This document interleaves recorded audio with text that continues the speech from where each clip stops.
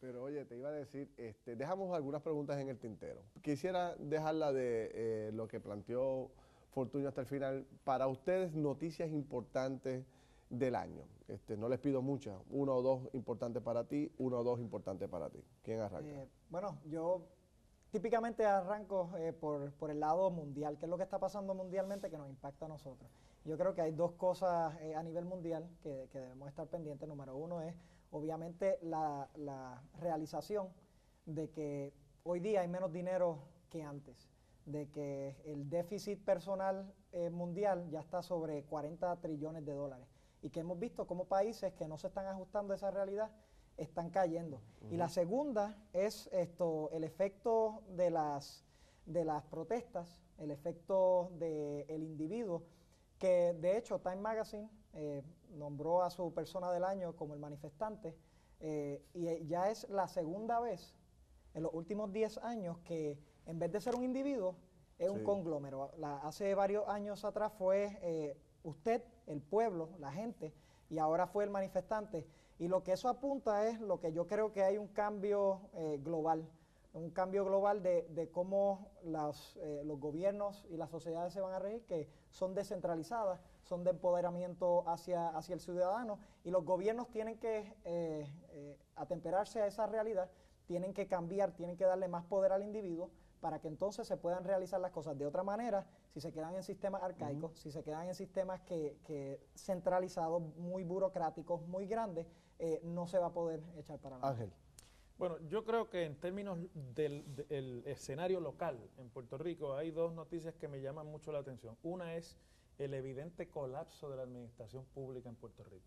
La incapacidad de echar adelante las políticas públicas, que no necesariamente está atado a la incapacidad del gobierno, que tiene que ver, sino en términos generales un deterioro de la capacidad del gobierno para resolver problemas, que va un poco por lo que dice Ricky en términos de cómo se hace gobierno en el siglo XXI y cuáles tienen que ser las estrategias. En eso el gobierno de Fortunio ha fracasado y ese colapso me parece que es importantísimo notarlo para entender cómo se va a tener que gobernar en el futuro. Y la otra cosa que me impacta mucho es el número de funcionarios electos que ha tenido que salir de la posición, ya sea por destitución o por renuncia, porque ha habido una trascendencia en términos del comportamiento, no solamente político, sino también profesional en algunos casos. Y en temas nuevos, en pornografía, en drogas. Sí, pero Ferdinand, mira, pero que va de la mano con lo que está pasando en el escenario grande del país y hasta cierto punto del mundo entero. Y me parece que eso hay que notarlo porque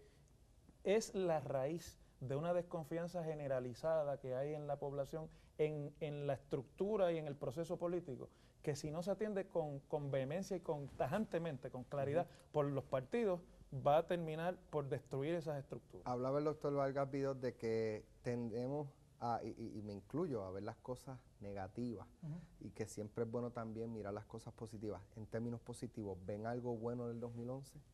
Cosas buenas que hayan pasado. Bueno, yo tengo que decir que positivamente, Vargas Vidot es un ejemplo. Es decir, el hecho de que hay gente que ya no está esperando que le vengan a decir cómo le vamos a resolver los problemas, sino que hay un Puerto Rico más allá del mundo político partidista metiendo mano para resolver los problemas.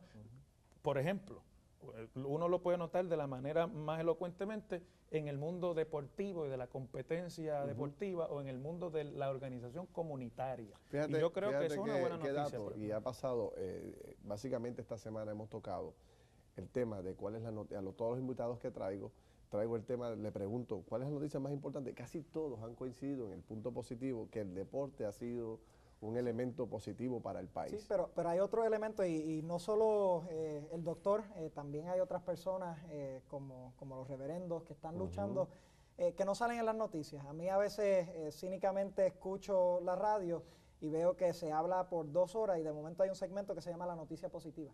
Sí. Y es parte del mensaje que estamos llevando. Realmente hay más cosas positivas ocurriendo. ¿Y tú sabes quién empodera ese movimiento positivo? El individuo. Y por eso es que yo creo que tenemos que mentalizarnos a esta transformación que tiene que ocurrir de empoderar al individuo, porque son individuos como Vargas Vidot, son individuos como la reverenda Lice Rosado, que están encontrando un problema y resolviéndolo. Y eso es en el aspecto social, pero en el aspecto económico también tiene su impacto. Si los individuos empiezan a ver cómo se resuelven los problemas. Vamos a decir que un individuo encuentra una manera de resolver el problema del agua en Puerto Rico, de que solamente 4 de cada 10 gotas que tenemos de agua llegan a nuestras casas, o de resolver el problema de energía eléctrica, de hacer un plan real de resolver esos problemas, pues entonces le da ese poder al individuo, podemos ir transformando nuestro gobierno. Y yo creo que ese sería la noticia positiva. La noticia positiva del año es que estamos viendo de distintos sectores, de sectores que a veces tradicionalmente en las noticias no se cubren, que están impactando realmente nuestra sociedad, y yo creo que eso va a ir creciendo y tenemos que coger nuestras estructuras y diseñarlas apropiadamente para que eso ocurra. Mira, te llevo al último planteamiento de Fortuño. Fortuño dijo esta semana que la criminalidad que tenemos hoy, más o menos en estos términos, fue sembrada hace 20 años atrás. Muchos analistas y políticos y todos interpretaron inmediatamente que le estaba echando la culpa a Rosselló. ¿Cómo se siente Rosselló y su hijo con un señalamiento de esa naturaleza por parte del gobernador? Bueno, yo no escuché el planteamiento, así que como Fernando lo está diciendo. Pero salió escrito. Sí, pero te voy a dar mi opinión en todas estas cosas, y lo estaba discutiendo con el profesor fuera del aire. Uno tiene que hacer un análisis crítico, y en base en esos análisis críticos usted utiliza datos. Y los datos del 1993 al 2000 son bien claros. Los datos del 93 al 2000 fue que hubo descenso en crímenes violentos, en escalamientos, en violaciones, en robos, también, pero no solamente en la mano dura, como se llama. Es que eso es parte de la dicotomía que tenemos en nuestra discusión pública, que aquí se ponen los de mano dura y aquí se ponen los salubristas. Son más cosas. Lo que ocurrió en esos años fueron más cosas. No fue solo la mano dura, fue la mano amiga, que también se ayudó a profesionalizar a los policías. Se les dieron ayudas. Pero a las comunidades. los sentimientos de los Rosselló. No, porque mira, los datos O de los están ahí. rosellistas, porque por ejemplo, te voy a dar uno herido.